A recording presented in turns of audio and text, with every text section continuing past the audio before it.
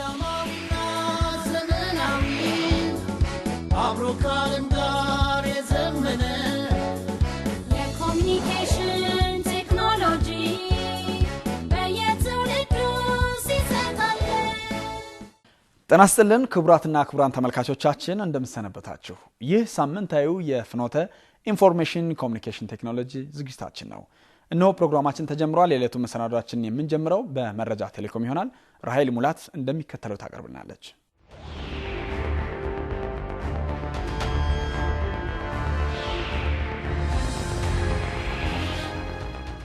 ኢትዮ ቴሌኮም በደቡብ ምዕራብ የቴሌኮም ሰርክል ባለፉት 2 ዓመታት ሲያካሂድ የነበረውን የቴሌኮም መሰረተ ልማት ማስፋፊያ ፕሮግራም በተሳካ ሁኔታ አጠናቀቀ። የማስፋፊያ ፕሮግራሙን መጠናቀቅ በማስመልከት ዳር 24 ቀን 2009 ዓ.ም በወላይታ ሶዶ ከተማ የምስጋናና የእውቅና ፕሮግራም ተካሂዷል። በፕሮግራሙ በኢትዮ ቴሌኮም የቴሌኮም ማስፋፊያ ፕሮጀክት ዳይሬክተር አቶ አምባቸው ራዳይ እንደገለጹት የፕሮጀክቱ ሰራተኞች፣ አመራሮች እንዲሁም ድጋፍ ሰጪ አካላት ባደረጉት ጥራትና ቅንጅት ማስፋፊያውን በታቀደለት ጊዜና የጥራት ደረጃ ማጠናቀቅ ተችሏል። አቶ አምባቸው አክለውም በማስፋፊያ ፕሮግራሙ ሰፊ የእውቀት ሽግግር የተገኘ መሆኑን ገልጸው በዋነኝነትም የተዘረጋውን ዘመናዊ መሰረተ ልማት ተረክቦ ማስቀጠል የሚችል የሰው ኃይል ለማፍራት እስካሁን ድረስ በተለያዩ ሰርክሎች ከ3000 በላይ ለሚሆኑ ሰራተኞች የሀገር ውስጥና የውጭ ሀገር ስልጠናዎች መሰጠቱንም ገልጸዋል። በዝግጅቱ ላይ የፕሮጀክቱ የአመራር አባላት ዝርዝር የአፈጻጸም ሪፖርት ያቀረቡ ሲሆን ፕሮጀክቶች በታቀደላቸው የጊዜ ሰሌዳ የጥራት ደረጃ ስለመከናወናቸው፣ በተግባር ሂደት የነበሩ ጠንካራ ጎኖች፣ ያጋጠሙ ተግዳሮቶች፣ የተወሰዱ የመፍትሄ እርምጃዎች እንዲሁም በቀጣይ ፕሮጀክቱ ስራ የሚወርድበት መልካም ተሞክሮች ላይ ውይይት ተደርጎባቸዋል። በመጨረሻም ለማስፋፊያ ፕሮጀክቱ መሳካት የበኩላቸውን ሚና ለተጫወቱ ሰራተኞች፣ የአመራር አባላት እንዲሁም የውስጥና የውጭ ባለድርሻ አካላት ላበረከቱት ጉልህ ሚና የምስጋናና የምስክር ወረቀትና ዋንጫ ተሸልመዋል። ተመልካቾቻችን የዕለቱ መረጃ ይህን ይመስል ነበር። ከቀሪ ፕሮግራሞቻችን ጋር ጥሩ ጊዜ።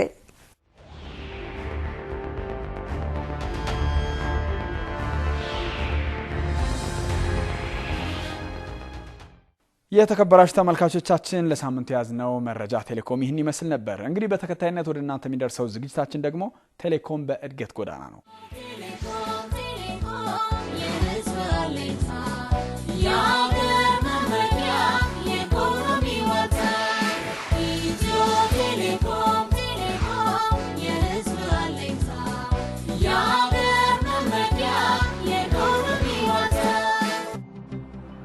ኢትዮ ቴሌኮም በየጊዜው ዘመናዊ ቴክኖሎጂዎችን ለደንበኞቹ በማስተዋወቅ የአገልግሎት አሰጣጡን እያዘመነ ነው። ኩባንያው የዜጎችን የመረጃ ልውውጥና የእርስ በርስ ግንኙነት ወደ ላቀ ደረጃ ለማሸጋገር እየሰራም ይገኛል። በዚህም በሀገሪቱ ያለውን የሞባይል ሽፋን 85% ለማድረስ እንዲሁም የነበረውን የሁለተኛው ትውልድ የቴሌኮም አገልግሎት ወደ ሶስተኛው ትውልድ ለመቀየር በሁሉም የሀገሪቱ አቅጣጫዎች የቴሌኮም ማስፋፊያ ስራዎችን አከናውኗል።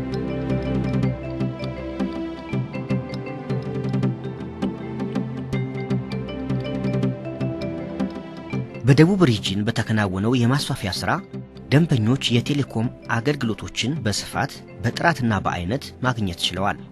የማስፋፊያ ስራውን ተከትሎ የኔትወርክ ተደራሽነት በሁሉም ዞኖችና ወረዳዎች በመኖሩ ወደ ሽያጭ ማዕከላት የሚመጡ ደንበኞች ቁጥር ከጊዜ ወደ ጊዜ እየተበራከተ ነው። ማስፋፊያ ስራው አንደኛ ገጠሩን ህብረተሰብ ያላገኘውን ቴክኖሎጂ እንዲቀላቀል አድርጎታል። የኔትወርክ አገልግሎት ብዙ ማን ነበረው።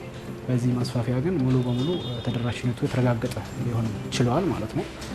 ለዛም አሁን እዚህ አጠገባችን የሚታዩት ሰዎች በብዛት ከገጠር የመጡ ሰዎች ናቸው፣ ከሩቅ ቦታ የመጡ ሰዎች ናቸው ማለት ነው። ይሄ ማስፋፊያ ልክ ኔትወርክ ተደራሽነቱ ሲረጋገጥ ሰርቪሱን ለማግኘት የሚመጡ ሰዎች እየጨመሩ ነው።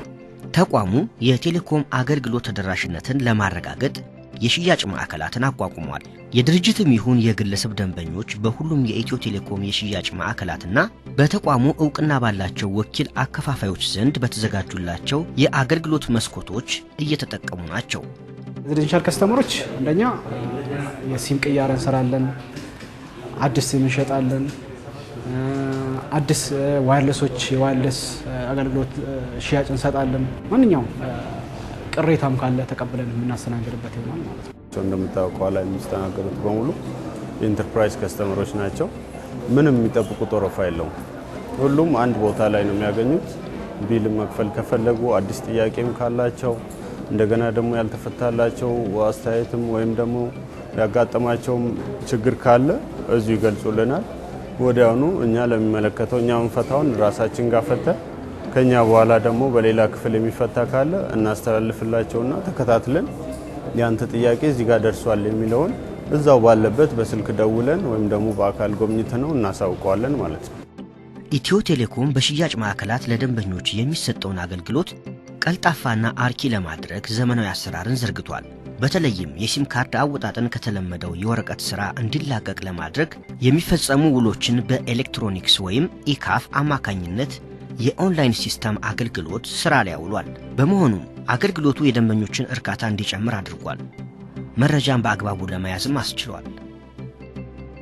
ከዚህ በፊት ሲም ስናወጣ ፎቶ ከውጪ ይዘን መተን ማታወቂያ ዛ ኮፒ አስደርገን መተን ነው እዚህ ሲም የምናወጣ የነበረው። አሁን ላይ አገልግሎቱን ቀልጣፋ ለማድረግ መታወቂያም እዚሁ ኮፒ ይደረጋል፣ ፎቶም እዚሁ በራሱ በተደራጀ መልኩ እዚሁ ተነስተን እዚሁ ሰጥተን በቀላሉ አገልግሎቱን ማግኘት እንችላለን ማለት ነው። በፊት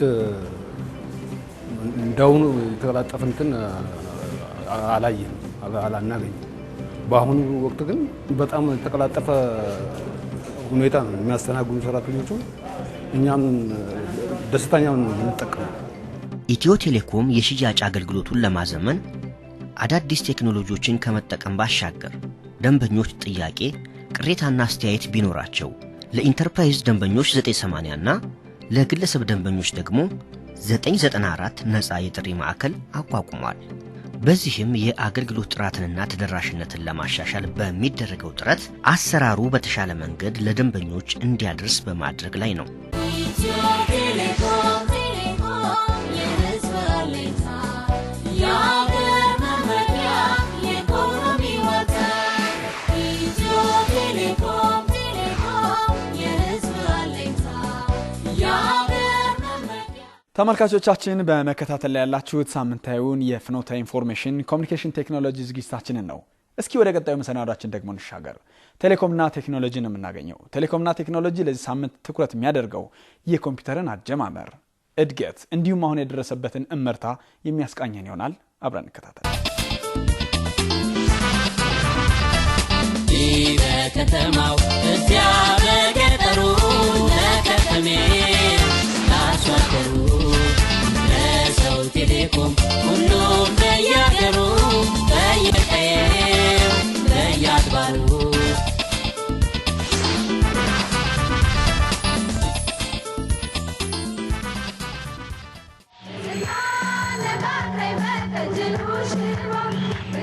ሕይወት ጉዞዋ መልኩን እየቀየረ ነው። ምክንያቱ ደግሞ የማያቋርጠው የአዳዲስ ቴክኖሎጂዎች ግኝት ነው። እስቲ ወደ ኋላ ጥቂት ዓመታትን መለስ ብለን የኮምፒውተር ቴክኖሎጂ አጀማመርን እንመልከት።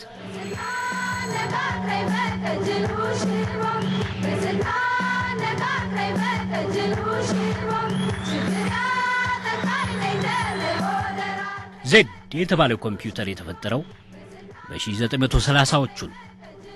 ይሄ ኮምፒውተር ለመጀመሪያ ጊዜ የስ ኦር ኖ የተባለውን መመሪያ ይዞ መጣ። በመጀመሪያው የዓለም ጦርነት ደግሞ ማርክ 1 የተባለው ኮምፒውተር ውጊያውን ለመቆጣጠር ሲባል ወይንም ለባላስቲክ ካልኩሌሽን በሚል ምክንያት ተፈጠረ። ከዛም 3 መተላለፊያዎችን ይዞ ኤሌክትሪክን ለመቆጣጠር የሚረዳው ዘ ትራንዚስተር በ1947 ብቅ አለ። 1951 ደግሞ ቁጥሮችንና ፊደላትን በኩል የሚያስተናግደው የዩኒቫክ ወይንም የዩኒቨርሳል አውቶማቲክ ኮምፒውተር ተራ ነበር። የቴክኖሎጂ ጉዞ በዚህ መልኩ ቀጥሎ በ1953 IBM ወይንም ኢንተርናሽናል ቢዝነስ ማሽንስ የተባለው የቴክኖሎጂ ኩባንያ ዘርፉን ተቀላቅሎ 701 ኮምፒውተርን እንካቹአለ። አከታትሎም በ1956 ወደ ኮምፒውተር 704 አሻሻለው። እነኚህም ኮምፒውተሮች ፎርታን ለተባለው የመጀመሪያው ቀላል የኮምፒውተር ቋንቋ ወይንም ፕሮግራም ላንጉዌጅ መፈጠር ምክንያት ሆነ። IBM በዚህ አላበቃም። በ1960 የዓለም ፈጣኑን ኮምፒውተር IBM 709 እንካችሁ አለ። ይህ ግኝት ደግሞ ዘመንኛዎቹ ኮምፒውተሮች በ1980ዎቹ ለመምጣታቸው ፈርቀዳጅ ምክንያት ነበር። አስከትሎም IBM በ1980 IBM PCን አበረከተ። ዜሮክስ የተባለው የአሜሪካን ኮርፖሬሽን በጥራው ዜሮክስ ስታር 8010 በ1980ዎቹ አስተዋወቀ። ከዛም የአፕሉ መስራችና ባለቤት ስቲቭ ጆብስ ዜሮክስን ጎበኘ። እግረ መንገዱንም የኩባንያውን አሰራር ተመለከተ። ቴክኖሎጂውንም በብቃት አሸጋገረ። አፕል በ1983 የዴስክቶፕ ኮምፒውተር አካል የሆነውን ሊዛንን ይዞ የቴክኖሎጂውን ዓለም ተቀላቀለ። ቀጣዩ ባለትራ ደግሞ የማይክሮሶፍቱ መስራች ቢል ጌትስ ነበር። ማይክሮሶፍት በ1985 የመጀመሪያ ምርቱ የሆነውን ዊንዶውስ 1.0 ይዞ ዘርፉን ተቀላቀለ። ኩባንያው ከተፎካካሪው አፕል ጋር ሰጣ ገባዎችን ካሳለፈ በኋላ በ1987 ዊንዶውስ 2.0 ለገበያ አቀረበ። መንደሮናለች ዓለማችን የመረጃ ነው ዘመናችን የዕለት የዕለቱን እናገኛለን ደሞ ምን ልካለን። በ2001 ግን ነገሮች መልካቸውን ለዋውጠው ለአፕል ያደሉ ሆኑ። አፕል ኩባንያውን ከፍ ያደረገለትን ማክ ኦኤስ ኤክስን ማለትም ማክ ኦፕሬቲንግ ሲስተምን ይፋ አደረገ። በዛው ዓመት ማይክሮሶፍት አሁንም ድረስ ለአፕል ምርቶች ተቀናቃኝ የሆነውን ዊንዶውስ ኤክስፒን ይዞ መጣ። ማይክሮሶፍት ጉዞውን ቀጥሎ በ2007 ቪስታን ለገበያ አቀረበ። ይኸው ምርቱ እንዳፕሉ ማክ ኦኤስ ኤክስ ሁሉ ለካምፓኒው አዋጭ አልነበረም። ማይክሮሶፍት በቀጣይ እርምጃው በ2009 ዊንዶውስ 7ን ይዞ መጣ። በእንዲህ መልኩ ጉዞውን ያደረገው የኮምፒውተር ቴክኖሎጂ በተከታታይ ባሉት 5 ዓመታት እድገቱ ፈጣን የሚባል ነበር። ሁኔታውን ባለፉት 100 ዓመታት ከተመዘገቡት የቴክኖሎጂ እድገቶች የላቀ ነው። በዚህም በየፊናው ያሉ የቴክኖሎጂ ውጤቶች ያሉበት የእድገት ደረጃ እጅግ ዘመንኛ የሆኑ ውጤቶችን እንድናጣጥም እያደረጉን ነው። ላብነት ሰብሰብ ብሎ የትወናው አካል የሆኑ ያህል ስሜት ባለው መልኩ ፊልሞችን መከታተል፣ ቪዲዮ ኮንፈረንሶችን ማካሄድ፣ ዘመናዊ የመማር ማስተማር ሂደት ባለቤት መሆን፣ በቀልጣፋው የቢዝነስ ዓለም እንቅስቃሴ ውስጥ ማለፍ፣ የኢንዱስትሪው ዓለም መዘመን፣ የተቀላጠፈ የእርስ በርስ ግንኙነት መኖር፣ ተራቀው በተሰሩ የአኒሜሽን ፊልሞች ዘና ማለት የሚሉት የሚጠቀሱ ናቸው። እንዲያም ሲል የተለያዩ የሞባይል መገልገያዎች ባለቤት መሆን፣ ታብሌት ኮምፒውተሮች፣ ዘመናዊ የካሜራ ባለቤት የሆኑ ስልኮች፣ አዝናኝ ቪዲዮ ጌሞች እየተገለገልንባቸው ያሉ የዘመኑ ቴክኖሎጂ ውጤቶች ናቸው። በቀጣይ ደግሞ አንድ ቦታ ላይ ሆኖ የተለያዩ ተግባራትን በቴክኖሎጂው ታግዞ ማከናወን፣ በተመሳሳይ ሰዓት ከሰዎች ጋር እየተያዩ መነጋገር፣ ስልጠናዎችንና የሐሳብ ልውውጦችን ቀላልና ዘመናዊ በሆነ መልኩ ማከናወን፣ ሻይ ቡና እያሉ ጠቃሚ መረጃዎችን ፊት ለፊት ባለ ጠረጴዛ አጋዥነት የጋራ ማድረግ፣ ካቻዎች ጋር ዘመናዊና ፈጣን በሆነ መልኩ ሐሳቦችን እየተለዋወጡ የደስታ ጊዜን ማሳለፍ፣ በጉዞ ወቅት ለበረራ ጠቃሚ የሆኑ መረጃዎችን እጅግ ዘመናዊ በሆነ መልኩ ያሉበት ሆነው ማግኘት የህይወታችን አካል የሚሆኑ የቴክኖሎጂ ውጤቶች ናቸው። እነዚህን ጨምሮ በሁሉም ረገድ መጪውን ጊዜ የተሻለ ማድረግ ደግሞ በእኛ እጅ ላይ ነው። የመረጃ ነው ዘመናችን የዕለት የዕለቱን እናገኛለን ደሞ ምን ልካለን።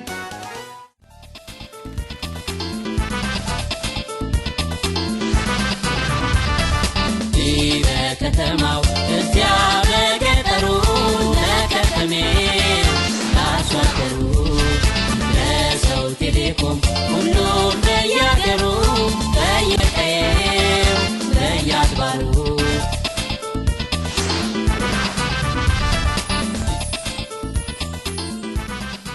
ተመልካቾቻችን አሁንም ዝግጅታችን እንደቀጠለ ነው የሚገኘው። በተከታይነት ወደ እናንተ የሚደርሰው መሰናዷችን ደግሞ የአይሲቲ ዓለም አቀፍና ሀገር አቀፍ ፕሮግራማችን ይሆናል ማለት ነው። የመገናኛ መረጃ የቴክኖሎጂ እርምጃ ለሀገር ለሕይወት ድጋፉ የማይተካ ነው ትርፉ። የመሬትን ጉዳይ በኃላፊነት የሚመሩ ባለድርሻ አካላት ዘርፉን በአገልግሎት ጥራት ደረጃ ከዘመኑ ጋር ተራማጅ ለማድረግ እየሰሩ ነው። በዚህም ረገድ የአዲስ አበባ ከተማ አስተዳደር የመሬት ይዞታ ምዝገባና መረጃ ኤጀንሲ ተጠቃሽ ነው። ኤጀንሲው አዲስ አበባ ከተማን አስተማማኝ በሆነ መልኩ ሙሉ በሙሉ የመሬት ይዞታ መረጃ ያለባት እንድትሆን ማድረግን ራዕዩ አድርጎ እየተንቀሳቀሰ ነው። በሂደቱም ስርዓቱን ለማዘመን የኢትዮ ቴሌኮም መሰረተ ልማትን ጥቅም ላይ በማዋል ሁሉንም ክፍለ ከተሞች በኔትወርክ የሚያገናኝ ዘመናዊ አሰራርን ዘርግቶ እየተገበረ ነው። አሁን የምንገኘው ዳታ ሴንተር ክፍል ውስጥ ነው። ወደዚህ ክፍል ከመግባቴ በፊት የጣት አሻራና ፓስወርድ አስገብቼ በቁልፍ ከፍቼ ነው የገባሁት። በመገባበት ወቅት እዚህ አንድ ካሜራ አለ፣ የሚተላለፈውን ኮሪደር ላይ ያለውን ቪው የሚያሳየን። እዚህ ውስጥ ደግሞ 3 ካሜራዎች አሉ። በዛ አማካኝነት ሴኩሪቲውን ለማስጠበቅ ይረዳናል የዳታ ሴንተሩ።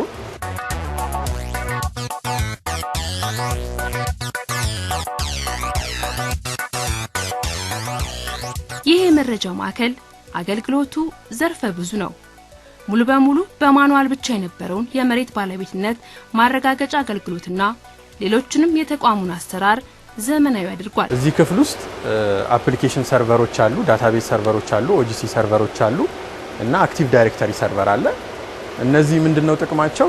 እዚህ ጋር የምታዩቸው እያንዳንዱ ተጠቃሚ በየክፍለ ከተማ ያለ ተጠቃሚ የይለፍ ቃል ስምና ቁጥር በሚወስድበት ጊዜ ነው ወደ ሲስተሙ ገብቶ ማንኛውንም የመሬት ይዞታ ምዝገባ ማከናወን የሚችለው። እኛ ጋር የማስመዝገብ ተደራራቢነት ያለው ጠቀሜታዎች አሉት። አንደኛ የምንይዝበት የባካፕ ስርዓታችን ራሱ ለምሳሌ እዚህ የምታዩ መረጃ በተመሳሳይ ክፍለ ከተማው ላይ አለ። እዚህ ኮራፕት ላይ የሆነ ነገር ቢፈጠርበት ክፍለ ከተማው ላይ ያገኛል። ከዛ ውጪ ደግሞ በኤክስተርናል ዲቫይስ በሚለው ወይም ደግሞ በሃርድ ዲስክ ደግሞ እንይዝለታለን። የካ ክፍለ ከተማን ለማሳየነት እንመልከት። ተቋሙ አዲስ ይዞታ ምዝገባ፣ የስም ዝውውር፣ እግድ ምዝገባና መሰረዝን ጨምሮ 14 ዋና ዋና አገልግሎቶችን ይሰጣል። ሁሉም አገልግሎቶች ዘመናዊውን አሰራር ይከተላሉ። ቀዳሚና ለሌሎች አገልግሎቶች መነሻ የሚሆነውን የአዲስ ይዞታ ምዝገባ ሂደትን እንመለከታለን።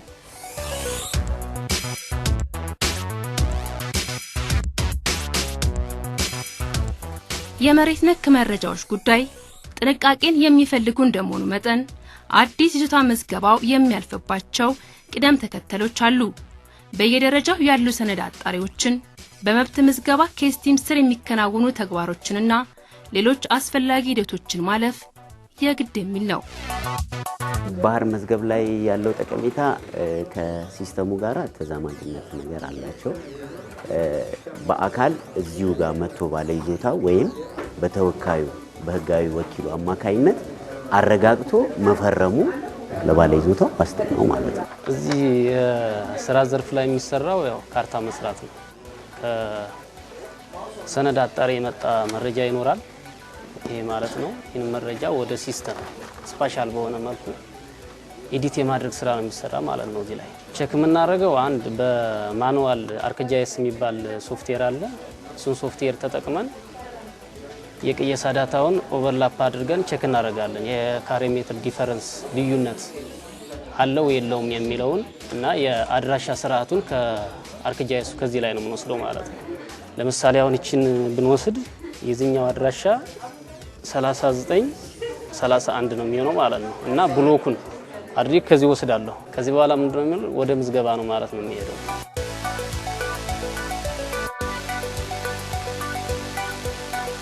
እንደ ከዚህ ቀደሙ በይጠፋል ስጋት የይዞታ ማረጋገጫ ወረቀት በየዘመዱ ቤት ኮፒ ያደረጉ ማስቀመጥ ጊዜው አብቅቷል። በፊት ከነበረው ሁኔታ በጣም የተሻሻለ ነው። ዛሬ ነው የመጣሁት፣ ዛሬ ነው ያለቀልኝ። በግምት ከ40 እስከ 50 ደቂቃ ቢሆን ነው። አገልግሎቱ ደስ የሚል ነው። መስተንግዶም ደስ ይላል። ማን እንደፈጸመው እናውቃለን። በየትኛው ደቂቃ በየትኛው ሰከንድ ምን አይነት ስራዎችን ነው የሰራው፣ ያላግባብ መብትን የፈጠረው፣ መብትን የቀነሰው፣ መብትን የጨመረው ይታወቃል። ስለዚህ መጠየቅ ካለበት የሚጠየቀው አንድ ሰው ነው። በዚህ መልኩ የተቋም እስካሁን ከ5062 በላይ ይዞታዎችን ከመብት አጣሪ ተቋም ተረክቦ ትክክለኛነቱን አረጋግጧል። ከነዚህ መካከል 3025ቱ በባለቤትነት ተመዝግበው የባለቤትነት ማረጋገጫ ተሰጥቷቸዋል። የመገናኛ መረጃ የቴክኖሎጂ እርምጃ ለሀገር ለሕይወት ድጋፍ። የተከበራችሁ ተመልካቾቻችን የዕለቱን መሰናዷችን ልናጠናቀቅ አንድ መሰናዶ ብቻ ይቀረናል። ይመልሱ ይሸለሙ። ወደዛው እናምራ።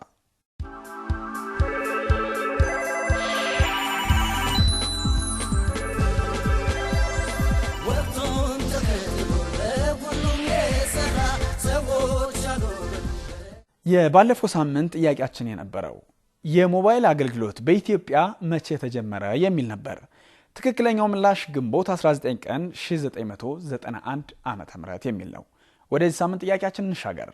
በአዋጅ ቁጥር 464 ዝባር 1997 ዓመተ ምህረት መሰረት የሀገር ደህንነት ወይም ኢኮኖሚን ሊጎዳ በሚችል ሁኔታ በቴሌኮሙኒኬሽን የስርቆት ተግባር የፈጸመ ወይም ሆን ብሎ ጉዳት ያደረሰ ወይም አገልግሎቱ እንዲቋረጥ ያደረገ ማንኛውም ሰው ምን ያህል ዓመትን ሊቀጣ ይችላል የሚል ነው። ታዲያ ምላሻችሁ የሚሆነው በ0946 05 05 05 እስከ ምሽቱ 1 ሰዓት ድረስ ብቻ በአጭር የጽሑፍ መልእክት ይሆናል ማለት ነው። ለሁላችሁም መልካም ዕድል እመኛለሁ። ፕሮግራሙን በመምራት ከእናንተ ጋር ቆይታ ያደረኩት ተስፋዬ ዘውዴ ነበርኩ። እስከ ሳምንት ቸርን ሰንብት። ቀዳማዊና ዘመናዊ አብሮ ካለም